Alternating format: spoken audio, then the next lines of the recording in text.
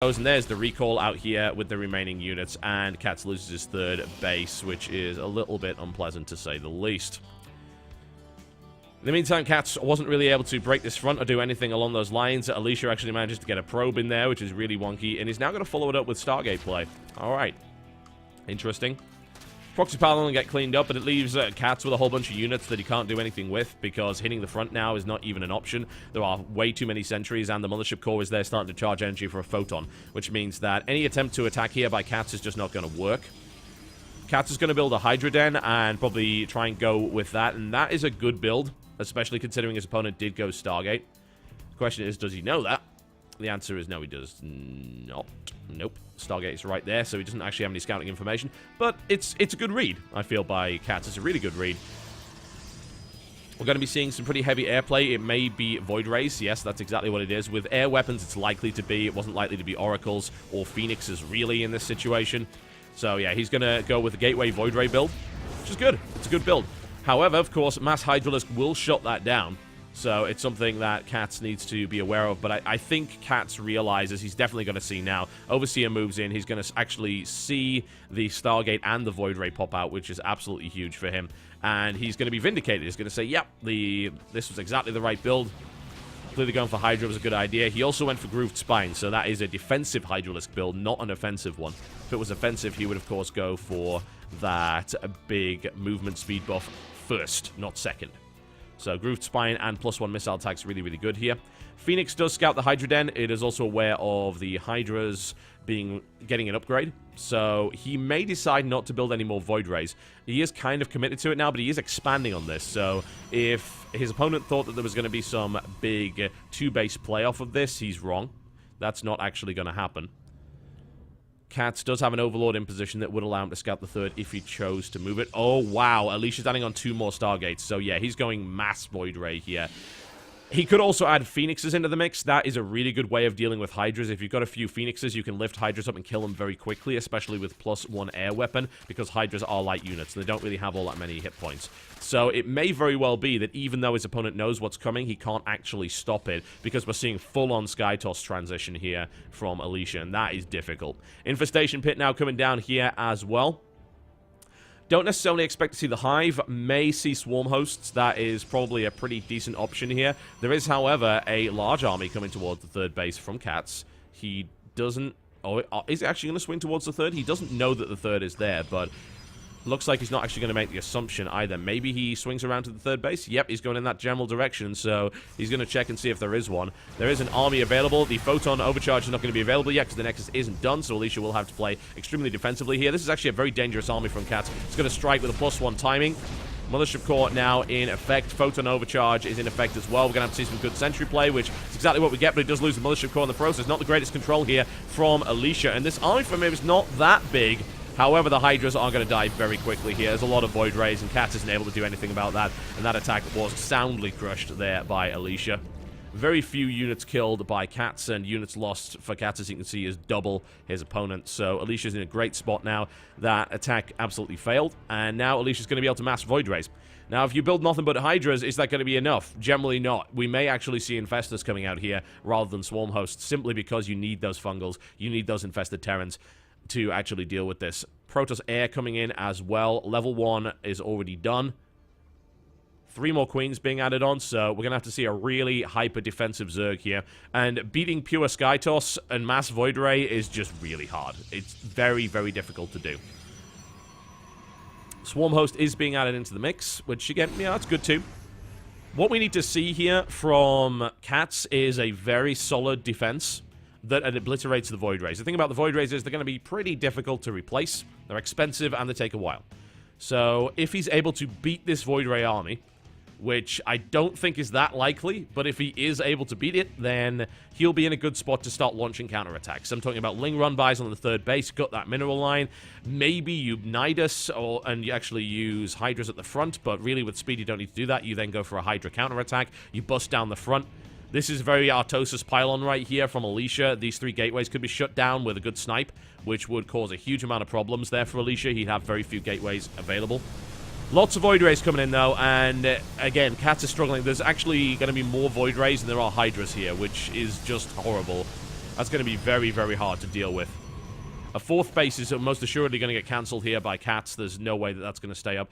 Here's the funny thing about this build, actually, that there is no detection available for Alicia. Nice run by here by Cats, doing exactly what he should do, and he's going to force the mineral line back. There is a sentry in play along with a Zealot to actually deal with this, although that one Zealot isn't actually going to be enough. Here comes the strike at the fourth base here, and Alicia will be able to push his way through here without too much of a problem. A couple of Void Rays might go down here, but the Hydras are completely dead, so this Ling run by hasn't really done all that much. Even if he sacks the third base, he still has to stop that run by here, and this huge, absolutely huge Void Ray army. 15 Void Rays versus 4 Hydras and 6 Swarm Hosts doesn't really do anything. And unfortunately, Cats is going to be struggling to deal with this. There's just so much firepower available here from the Protoss with pure Void Ray. All of the Spore Crawlers are going to die before they even get to redeploy here. More Hydralisks coming out, but they're coming out piecemeal, and Alicia's able to focus them down very quickly. So I have a feeling Cats just kind of dies right here. He doesn't have anything he can really use to stop this.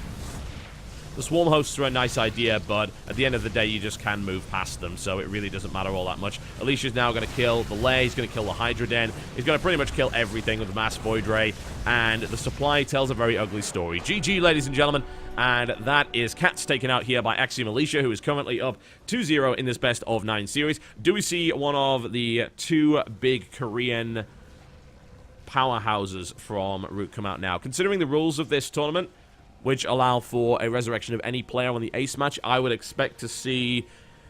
Maybe you send out Yu-Gi-Oh!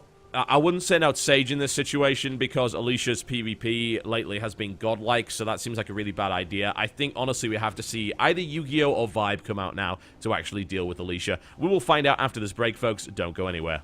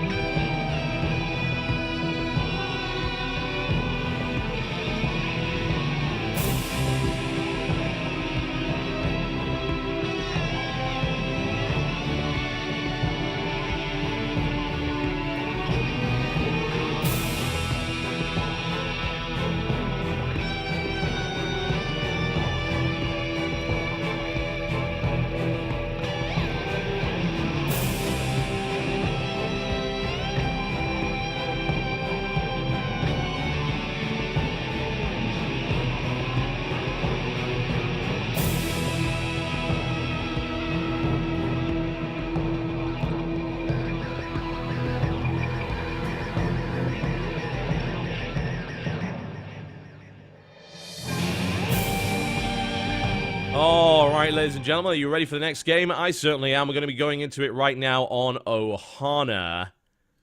Out come the big guns. Oh, yes, indeed. Here he is. It's Root Sage. He is in the blue trunks playing Protoss to the northwest of Ohana. Versus his opponent, who's currently taken 2 games from Root, but now has to face against one of their stronger Korean players. It is Axiom's Alicia in the red trunks playing Protoss to the southeast. Alright, well, historically, certainly over the last couple of months, Alicia has been very difficult to beat in PvP. As in, I don't recall one that he actually lost. Those of you who don't know, Alicia has had really bad luck with tournaments. And I say this simply because whenever he qualifies for one, the tournament never happens. Which is really unfortunate. He went through the IPL 6 qualifier and beat everybody. He actually won that. That was the Korean qualifier. He beat, I think, no less than 6 top-level Korean Protoss to get there and dropped only 1 map the entire way through. That's nuts, by the way. People he beat, in terms of Protoss, include Squirtle and Tia. who is one of the best players in FXO. There were also a bunch of other Protoss. There were so many Protoss he beat that I can't even remember. And he consistently wins these PvPs. He beat JYP, if I recall correctly, in the WCS NA qualifiers a couple of days back. But we will see, because PvP is a very volatile matchup. You can be very good at PvP and still just lose PvP randomly, because that's just the nature of PvP. And Sage is going to be placing a proxy here by the looks of it. The question is, what is it for? It could very well be for Proxy Oracle. Alicia actually favors that build. He really does like the Proxy Oracle play. But Proxy Oracle on a Hana is ridiculously common. So I have to wonder how effective that is. If Alicia actually plays a defensive build rather than going for straight-out aggression, and then the Proxy Oracle comes in, he actually should be fine. Stalkers kill Oracles fairly quickly, admittedly not before it does damage to the mineral line. It could, of course, be some weird proxy gate play here from Sage, but that's unlikely considering the Cybercore is coming down here. So once this Cybercore is complete in 25 seconds' time, we'll probably see a Stargate. That's the most likely. It's not the only thing. It could be something weird like Proxy Robo, which can be very unexpected, but we will see. Alicia's going to scout and see what he can find. Hasn't checked the proxy location as of yet. It's a bit of a funky one as well, because if you want to be really close, you can put it here, but that's a more often scouted location. Here is cool too. With an Oracle, that means it's like 2 extra seconds to get to the main mineral line. It doesn't actually make a damn difference. As you can see, he's already rallied there. So this really comes down to what Alicia sees, or more to the point, oh wow, he didn't actually go in. That's huge. Second gateway coming down. Alicia will... If Alicia gets aggressive here and actually moves out with his Stalkers, Alicia just dies immediately. This is the really dangerous part of Proxy Oracle. It does a huge amount of damage. Mothership Core is on its way. So, you know, we might see the Mothership Core hang around and use its cannon, but we will see. There's actually a Stargate coming in from Alicia as well. Building a Phoenix here would be good, but of course this is pretty late, so he's not going to be getting a Phoenix out before an Oracle actually hits here for Sage. So what does Alicia do? Does he stick around and play defensively? The hope is that he does, because if he doesn't, then this Oracle is going to be absolutely massive. There is a probe out in the field, which means that he'll probably start to place a proxy pylon. He still did not scout the location of the proxy Stargate here. So this could be really brutal, especially since the Mothership Core is moving away from that Nexus. This should be really, really damaging if this is pulled off properly. Another gateway's coming in here from Alicia, which is nice, don't get me wrong, and Warp Gate's about to finish, but the proxy pylon is down. There is a Stalker here ready to defend against an Oracle, but this is still going to do damage. With only one Stalker, that's not going to kill the Oracle all that quickly. Alicia immediately reacts to it before too much damage is done, pulls his probes. He has currently lost 3, trying to bring the Oracle down here, and will he lose another one? Yes, he will. Cost of 6 workers in total, which takes Alicia down to 17.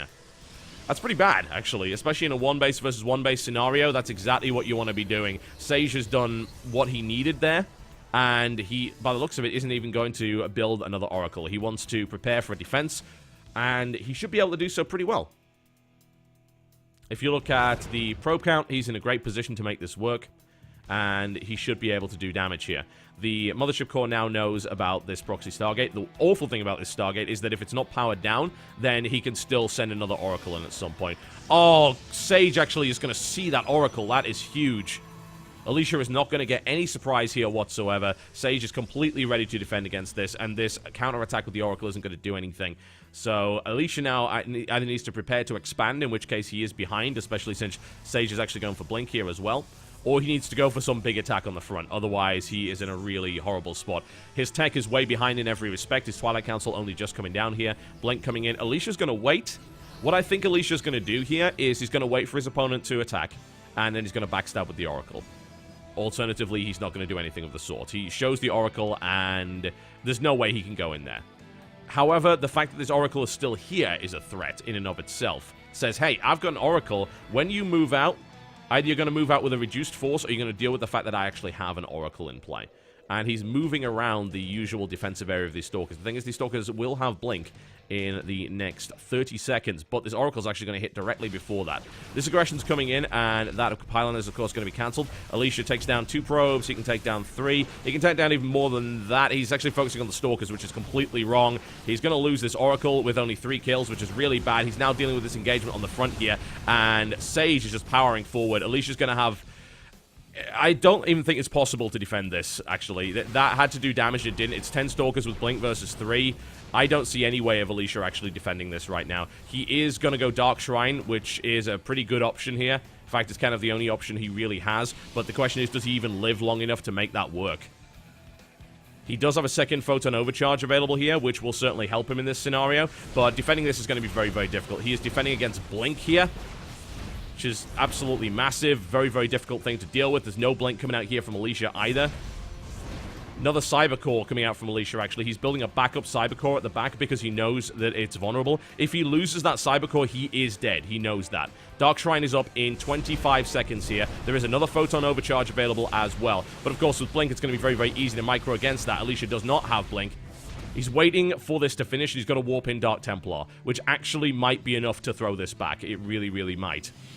Cybercore is about to finish, so sniping that actually won't make that much of a difference at all, especially if Sage overcommits to it. DT warping in here from Alicia.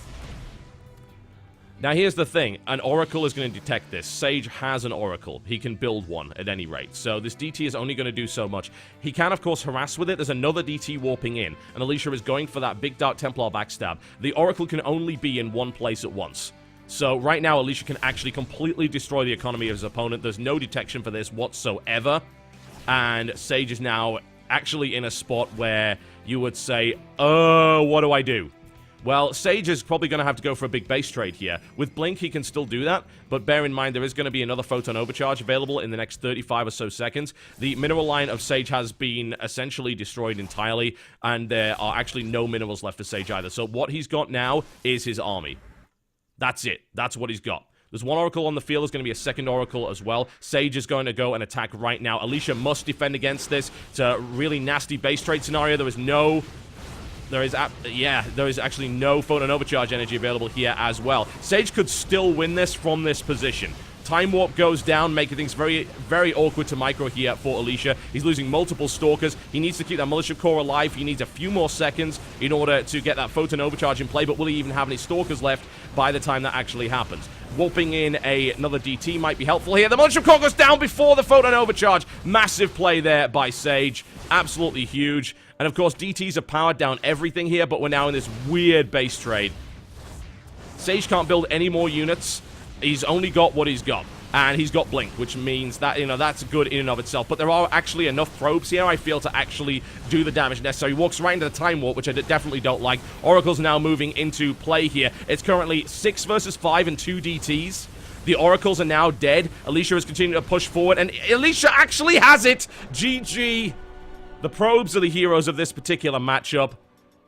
Alicia with the huge Dark Templar backstab and the clutch defense there. Those probes, man. Those probes. Once again, Alicia proving that he's actually almost unbeatable in PvP, which is just nuts. And that puts him 3-0 ahead against Root Gaming. Surely we have to see Yu-Gi-Oh! Now. Surely either you revive Sage, assuming you've actually got any revives left in this tournament, which I think Root might be out of now, or you bring Yu-Gi-Oh! Out. It's got to be Yu-Gi-Oh! We'll see after this break, folks. Don't go anywhere.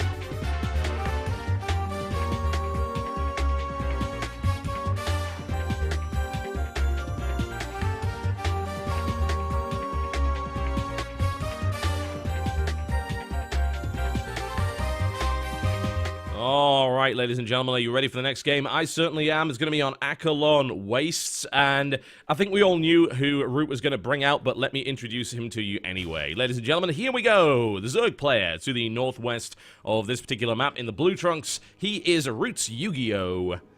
Versus his opponent, who has currently taken 3 games from Root so far, but now has to face the guy who I would view as the strongest player on Root right now. He is in the red trunks, and he is playing Protoss to the southeast.